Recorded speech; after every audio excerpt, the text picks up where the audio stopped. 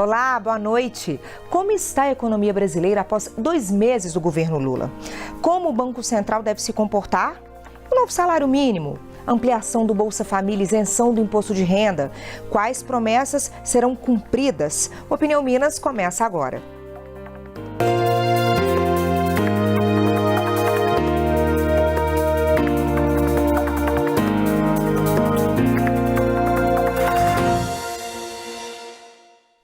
As questões sociais sempre fizeram parte dos programas de governo do Partido dos Trabalhadores. Para falar sobre como colocar essa atenção em prática, eu recebo hoje o economista Frederico Torres e recebo também o cientista político Rudá Rissi. Boa noite para você, seja bem-vindo. Rudá, Frederico, seja bem-vindo. Tudo bem? Boa noite. Obrigado, é um prazer. A gente que agradece a disponibilidade. Vamos falar em 60 dias de governo, né? A gente ainda está em lua de mel com esse governo, a gente pode analisar de que forma, como que vocês avaliam nas áreas de vocês esses 60 dias aí de gestão. Começar com você, Rudá. Bom, 60 dias não dá para quase nada. Não é? E, de fato, o primeiro governo Lula, lá em 2003, quando ele começou, ele precisou de 2 anos para ele encaixar um modelo claro dele. Claro, agora ele tem muito mais experiência, mas ele tem um problemaço. Ele tem uma extrema-direita hibernando, muito fanatizada, com uma base fanatizada. Ele sabe disso, ele tem uma bomba relógio na mão dele. Em segundo lugar, ele tem um governo com uma composição completamente maluca, ou seja, ele tem gente ligada a miliciano no Ministério do Turismo, ele tem gente de direita que foi do PFL dirigindo o Ministério da Defesa, ele tem gente ligado ao MST, por exemplo, na Companhia de Abastecimento de Alimentos. Então, assim, é muito difícil ele coordenar, mesmo sendo um craque da política, ele coordenar esse modelo para dar uma visibilidade. Além disso, ele fez uma promessa de que vai fazer algo mais do que ele já fez. E eu quero ver como é que ele vai fazer isso. Lembrando que a gente está em um ano que é ano véspera de eleição de prefeitos, por exemplo, né? Isso faz toda a diferença aí, né? Para esse ano, para a gestão desse ano, para os próximos passos, mas você vai falar mais com a gente sobre isso. Vamos ouvir Frederico agora. Frederico, a análise que você traz econômica para a gente, dá para fazer essa análise com 60 dias só? É muito cedo, realmente, mas os problemas estão aí. E dão um senso de urgência, como o Rit falou, para que o governo Lula se coloque, né, se manifeste ou tome as suas decisões rapidamente, sem problemas de alto endividamento, né, do balanço das famílias, como a gente chama das domicílios, né, altamente endividados, devendo muito, tendo dificuldade para pagar as contas. Você tem no fronte das empresas também um uso de dívida bem maior do que o que foi no passado, e você tem os eventos de lojas americanas, Marisa, CVC, o setor de varejo bastante onerado por juros, que por sua vez estão altos, né? A grande discussão nesses 60 dias, se é que se pode falar que houve aí no fronte econômico, é o patamar aí das taxas de juros, a Selic famosa, 3,75, né? Com o governo se pronunciando de que é alto demais, o Banco Central se justificando, né? Diz, olha, é alto porque eu tenho um mandato para cumprir de metas inflacionárias. A inflação também é alta, né? A inflação oficial é 5,7% aí nos últimos 12 meses. Mas com uma parada ali, um corte de ICMS sobre energia, combustível, telecomunicações, então você tem aquilo que seria a inflação real ali próximo de 9%, né? Para uma meta de 3,5%, quer dizer, uma inflação realmente muito desancorada, que a gente fala, muito fora daquilo que é o buscado, o pretendido, né? Isso onera muito o bolso das famílias, dos mais pobres, né? Que sente mais a inflação. Tem a questão do salário mínimo que você falou, quer dizer, que está sendo reajustado por causa desse impacto da inflação nos orçamentos, tá? Então, assim, tem muita coisa por endividamento do governo, também falei de endividamento, ou seja, com juros muito altos, você faz a rolagem da dívida, quer dizer, o governo é quem mais paga juros no país, né, porque é o mais endividado. Então, acontece que você gasta um percentual muito grande do orçamento público para pagar juros, né? Você fala, mas os banqueiros, não são só os banqueiros, qualquer pessoa que tem uma aplicação financeira hoje no Brasil recebe juro do governo que sai do orçamento público. Então, eu acho que para tentar amarrar um pouco com o que o Rit falou, 60 dias é muito pouco, mas as questões são muito prementes. Elas são muito fortes, vêm de um acumulado, né? Desde o próprio Lula 1, desde antes, inclusive década de 90, Fernando Henrique, né? Programas sociais, etc. E não vai poder demorar muito tempo para se posicionar. né? E aí entrando um pouco na seara do HIT, o que a gente está vendo nesses primeiros 60 dias é um pouco de hesitação, um pouco de divergência, um pouco de eu quero ir para lá, o outro do próprio governo quer ir um pouco para cá, né? Você tem um elemento novo que é a autonomia do Banco Central, que foi aprovada no último governo presidencial, né? E que outros países no mundo usam para estabilizar, né? Estabilizar a economia. Fala, olha, vai entrar fulano... Essa intervenção? Não, a autonomia, né, do Banco Central. Olha, vai entrar fulano, vai entrar ciclano, né? Mas o Banco Central vai continuar aqui, tá? Ele não vai mudar para lá ou para cá, dependendo do vento, tá? E aí já se entrou questionando essa autonomia, questionando os juros, quer dizer, eu acho que nesse fronte, assim, por mais que todas as questões mereçam ser discutidas, né? Eu acho que o modo que isso está sendo feito talvez gere mais marola, né, mais instabilidade do que o que nós, como uma economia ainda subdesenvolvida, ainda dependente de, muitas vezes, de capital externo, teríamos que ter. Tá? Quer comentar, Roda? Não, eu só acho que assim, só vou colocar um elemento aqui que, na verdade, faz o bolo ficar ainda mais indigesto do que o Frederico estava dizendo. É que o Lula prometeu, e a equipe econômica dele, não exatamente o Haddad, mas um dos secretários nacionais, por exemplo, o Guilherme Mello, que é da Unicamp, eles prometeram investir na nova economia. A nova economia são as novas tecnologias, é uma matriz energética limpa, e eu pressionei muito ele durante a campanha se ele iria reestatizar, ele falou, não, nós vamos criar novas estatais para essa nova economia. Não é? Como fazer isso? A questão é como fazer isso. O Brasil, dos anos 80 para cá, se desindustrializou. E a desindustrialização levou a um poder político do agronegócio, que no Brasil é de direita ou extrema-direita, que nós estamos sentindo no voto. Ou seja, se você pegar o interior de São Paulo, por exemplo, o Lula vence na capital, né, e na grande São Paulo. Mas você vai andando para o oeste, onde está o agronegócio, em São Paulo, o voto é maciço no Bolsonaro e também no Tarcísio, que era candidato a governador. Em Minas Gerais é muito parecido. Se você pega a região metropolitana, o Calil vence, aí você vai caminhando para o Triângulo Mineiro e para a fronteira com Goiás, o voto é todo no Zema e no Bolsonaro. Então o agronegócio tem um problema gravíssimo, inclusive com o governo Lula. Como é que ele vai fazer essa reconversão na produção? Ele pegar e mudar a matriz energética, a matriz produtiva do país, para se desvencilhar dessa dependência da China, principalmente, não só, né? Como é que ele vai fazer isso? Qual é o plano? Não está claro. Então, a economia também fica em compasso de espera. Bom, tudo bem, é os juros agora, mas e depois? Para onde vai? Eu acho que existe uma pressão sobre o Lula enorme, de todas as promessas que ele fez, do quadro político e da idade dele também. Vai ser uma dificuldade para o país nos próximos meses. Você estava falando aí sobre esse perfil do eleitor, trouxe o exemplo dos governadores, por exemplo.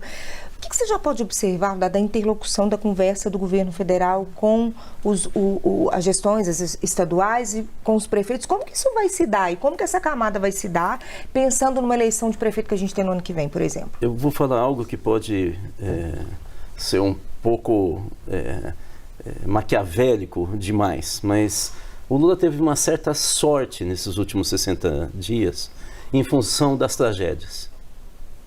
Ou seja, nós tivemos a tragédia do 8 de janeiro, que obrigou todos os 3 poderes independentes da República a se unirem contra o terrorismo de extrema-direita.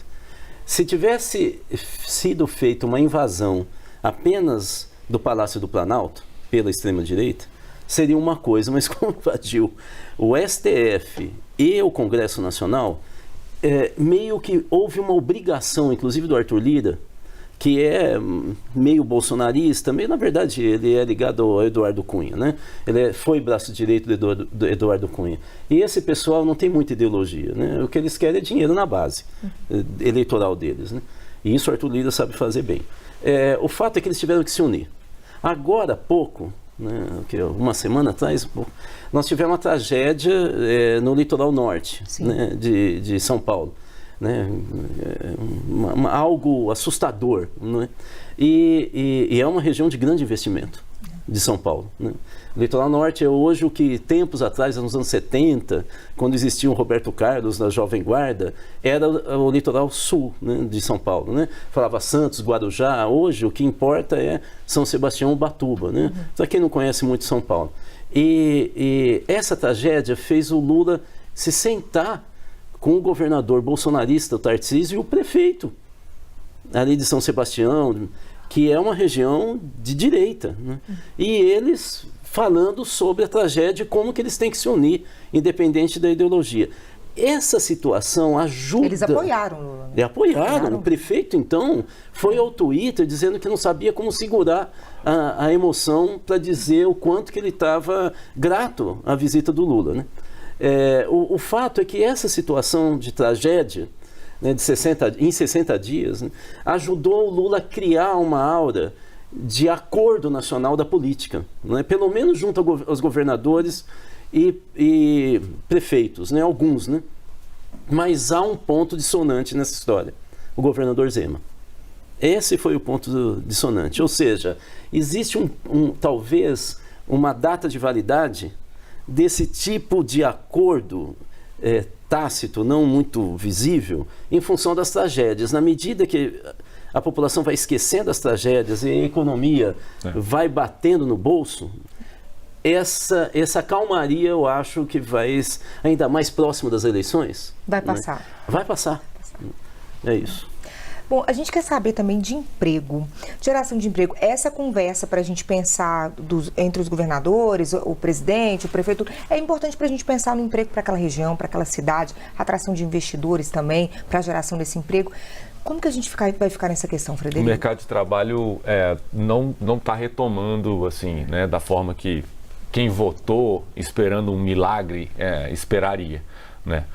Não é só porque temos 60 dias apenas, mas a previsão é de que isso não mude muito no médio prazo. E talvez um fruto de que indústria ou que setor da economia você vai incentivar, se é que é possível incentivar, porque o governo tem recursos limitados, muito embora a linha do atual governo é de mais estímulo, né, e mais intervenção através dos bancos estatais, o BNDES, né, toda vamos dizer assim, acionar a Caixa Econômica, programas sociais, fundos constitucionais, né? Então, assim, tem uma série de instrumentos que no governo anterior tinham sido meio que congelados, enxugados, né, reduzidos, e que esse governo agora, por sua própria visão econômica, vai tentar remobilizar, inclusive com alguma questão de rever certas coisas que foram feitas, rever reforma trabalhista, rever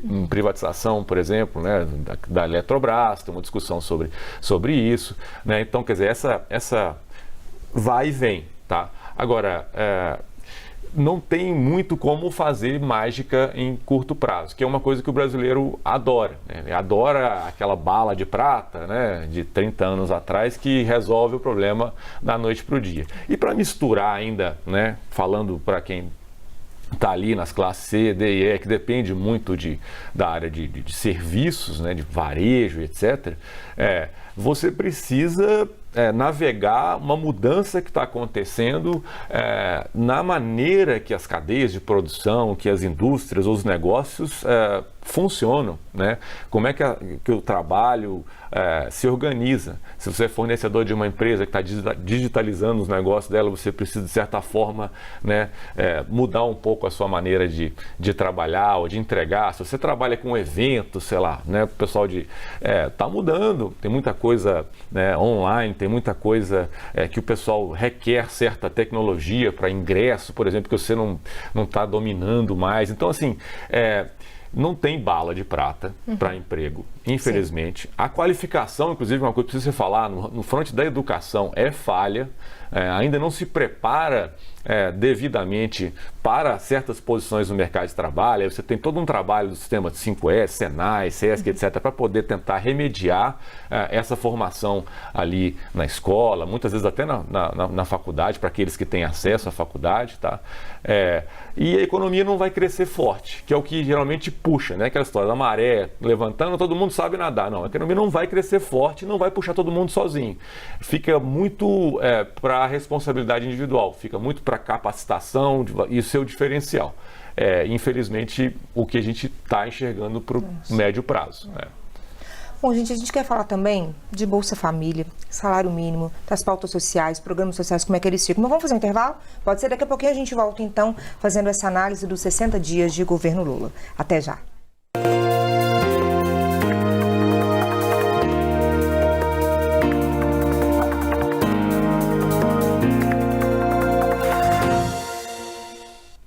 Estamos de volta com Opinião Minas e hoje fazendo uma análise da situação econômica e política do Brasil.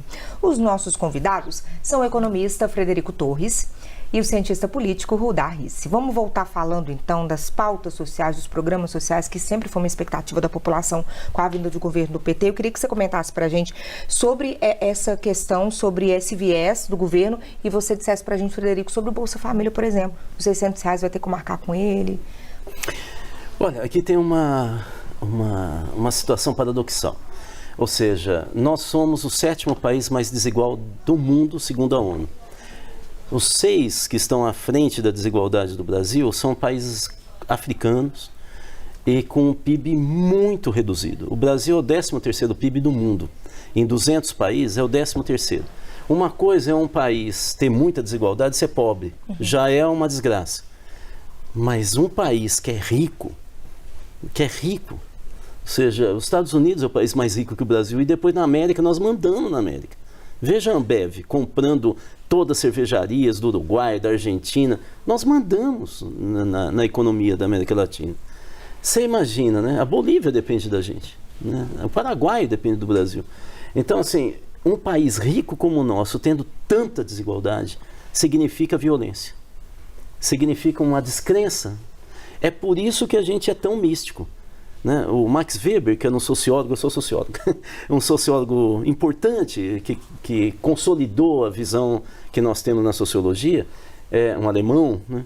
Ele dizia que quando uma pessoa tem um bisavô pobre, e bisavó, avós, pais, e ele é pobre, ele não tem mais o passado para justificar a vida dele, ele não tem nem o presente. O que sobra? Um futuro mágico. Eu tenho que acreditar que o mundo vai ser maravilhoso, que vai abrir a porta da esperança, para eu conseguir viver e ter esperança. É aí que entram os discursos de mito no Brasil, né? Os discursos de idolatria. Eu não vejo força em mim, mas eu vejo no outro que vai me salvar. O Lula precisa enfrentar essa pauta, porque ele vem da luta sindical.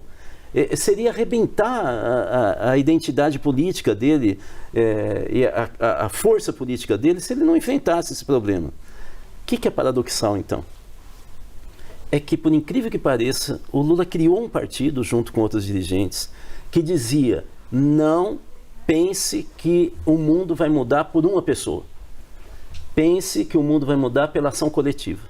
O manifesto do PT de 1980 diz isso. Né, na força coletiva autônoma dos trabalhadores. Está escrito lá. Eles eram contra, quando criaram o PT, a União Soviética e o brizolismo, o getulismo, por causa disso. Eles falam, isso daí é o Estado mandando nas pessoas ou é um líder carismático mandando no movimento social. Ele tem que ser independente. Acontece que tudo que o Lula fez nos 2 primeiros governos dele, se você olhar bem, a saída é individual. Você tem a cota para a pessoa.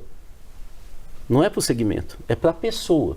Você tem a bolsa para estudar no exterior para a pessoa.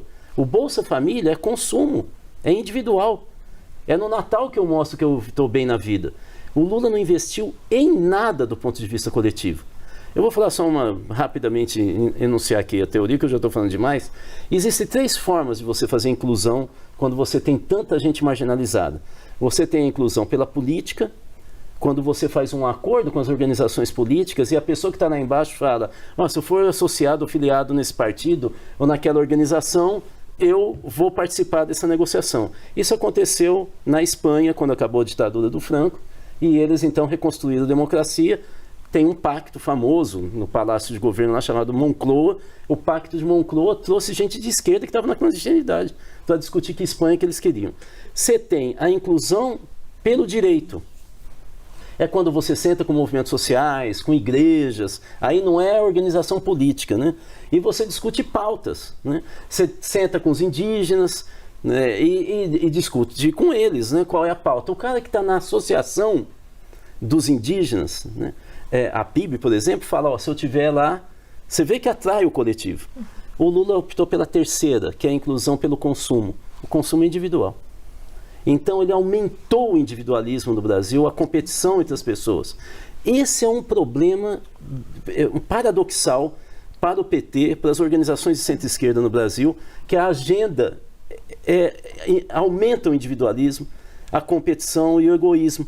E a gente cria uma cultura política no Brasil que é menos solidária, menos... Você pode ver na rua, a pessoa está caída no chão, na frente de uma igreja, ninguém faz nada. Ninguém faz nada, ninguém senta, ninguém fica condoído com ele, vai e reza por ele, mas fora isso não faz nada de prático. Esse é o problema do Lula, mas ele vai ter que investir nessa pauta, mas isso é certeza absoluta. Tentando amarrar um pouco com o que houve antes, né? Quer dizer, o primeiro mandato do Lula, né, foi muito bem sucedido do ponto de vista econômico, né? E houve uma inclusão bancária, financeira, né? Muita gente tendo acesso a contas bancárias, cartões de crédito, empréstimos, né? Criou-se o crédito consignado, que é o crédito, o empréstimo com desconto em folha de pagamento, que deu uma boa deslanchada na economia, né? E um pouco nessa ótica individual, ou seja, consumo, né? Fomentando-se o consumo individual, né? Quer dizer, e até natural, muita gente tem muita carência, né? Precisava de comprar uma TV, um carro, e essas coisas realmente do mundo consumista ocidental, e talvez realmente o que o Rich está falando tenha muito nexo com o que está acontecendo agora. E para voltar na sua pergunta, benefício social, programas e auxílios na história econômica recente do Brasil se institui, se cria e nunca mais eles vão embora. Se modifica um pouco, altera-se aqui uma alíquota, né, um teto, um valor, mas é muito difícil você chegar para a pessoa que estava passando a necessidade que passaram durante a pandemia e que aqueles R$600 faziam muita diferença, falar assim, não, agora não tem mais porque agora acabou a pandemia. Você não consegue fazer isso. Então, assim, eu não conheço, não me lembro, não me recordo aqui de nenhum que tenha sido instituído e depois de algum tempo revogado. Então, mesmo que não haja dinheiro no caixa para pagar isso, o governo se endivida, rola, empurra para frente. Mas tem consequências aí, né? Sempre tem, o endividamento público não para de crescer, por isso essa discussão toda sobre o juro, né? Porque a Selic é a principal taxa de remuneração da dívida pública, né? Mas não vejo como revogarem ou acabarem com Minha Casa Minha Vida, né? Auxílio emergencial e todos os outros sustentáculos aí de políticas sociais e distribuição de renda que existem no Brasil, como o próprio Rich falou, é um país infelizmente muito desigual. Bom, gente, a gente está nos minutinhos finais do programa. Eu vou fazer uma mesma pergunta para os dois para comentarem nas áreas. Principal desafio desse governo daqui para frente, político, Rich? O desafio vai ser as eleições municipais. Ou seja, o governo vai falar para todos, mas ele tem que mudar o clima. Ele tem que mudar o clima na confiança no futuro. Se continuar com a pauta de costumes falando do passado, o passado era melhor. Não é? Agora é o diabo no desfile de escola de samba do Rio, foi no Rio, de São Paulo, ou seja, se continuar falando do passado, nós perdemos o projeto que foi definido na eleição. Ele tem que falar do futuro. E para isso passa pelas eleições municipais. O governo Lula contaminar com otimismo o país. Aí ele muda a chave. Fazendo essa interlocução com os prefeitos, indo até as cidades, fazendo essa comunicação como a gente trouxe aqui. E elegendo prefeitos no mínimo equilibrados, no mínimo civilizados, né? Parando desse pessoal maluco que fica dando entrevista em rádio do interior. Como eu nasci no interior, eu sei disso, que é tudo exagerado, sensacionalista, xinga o outro, mostrando que tem um poder que ele não tem. Não é? Se a gente voltar a um certo equilíbrio, não precisa ser igual, não. Tem que ser diferente para a democracia. Mas ter equilíbrio, ser civilizado, saber que uma hora eu posso perder, aí a gente começa a mudar a chave do país. Desafio político, Frederico. Pois é, é uma pergunta difícil, né? E, de certa forma, acho que concordo com o que o Richard acabou de falar, e falou assim, mas está sendo um pouco ingênuo, talvez, mas precisamos nos unir. Precisamos parar com esse negócio de eu vou desfazer o que você fez só porque foi você que fez e não fui eu. Né? E foi você que fez isso, então joga fora, isso não presta. Não, a gente precisa continuar as obras que são boas, né? Interromper aquelas que não são boas, que não têm um bom custo-benefício. A gente precisa manter boas reformas que foram feitas, seja lá, sei lá, se for a trabalhista, se for a independência do Banco Central. Eu considero que é um avanço a independência do Banco Central. Então, assim, a gente precisa parar de questionar o poder que foi atribuído a uma pessoa de ancorar a expectativa de inflação. Inflação é um problema seríssimo do ponto de vista econômico, né? Atinge o pobre, né, mais do que o rico. Porque vai no consumo, né? Porque vai no consumo, vai na taxa de juros, que quem paga mais no empréstimo é o pobre, né? Você vê, a gente falou de concentração de renda. O que a inflação faz? Ela aumenta os juros, né, por consequência, porque é um instrumento que você faz para reduzir a inflação. A sua dívida, o seu carnê, o seu cartão de crédito custa mais caro e quem tem dinheiro aplicado no banco rende mais. Ou seja, está tirando do pobre e colocando no rico. Então, eu acho que é convergir, nos unirmos, validarmos do ponto de vista de projeto aquilo que foi feito, bem feito, independentemente de quem foi feito. Quem tenha feito, né? Olhar para frente mesmo, né? Tem muito ponto ainda para a gente discutir nessa gestão, depois eu vou convidá-los novamente para participar aqui do programa. Rudá, muito obrigada pela participação. Frederico, obrigado pela presença, viu? Obrigada a você também pela companhia. Uma ótima noite, mas eu te espero às 8h30 em ponto. Até lá.